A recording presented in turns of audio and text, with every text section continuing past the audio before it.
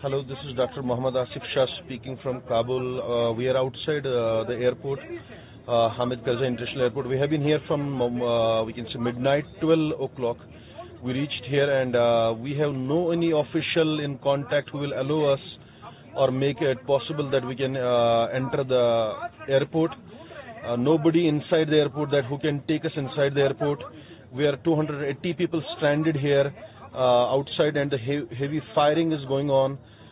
We are not able to make a decision what should we do further next, because there is no any communication, total black. We can say everybody is blank, everybody is clueless what to do next.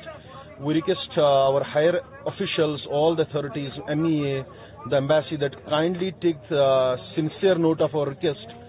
Kindly try to do a possible contact that who will make us allow to go inside, or there should be someone from inside who will allow us, because every country have their own security personnel or officials who are taking them inside the airport, but we are all citizens without any official, without any security personnel, so they are not allowing us to enter the airport.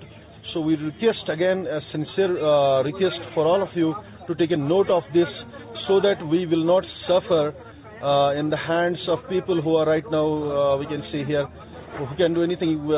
You can see the visuals here. The visuals are going on. There are thousands and tens of thousands of people who are marching towards the airport.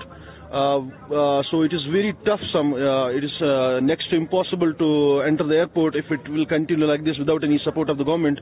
So we request the government that to please take a sincere note and help out us in this very we can say tragedy. Thank you so much.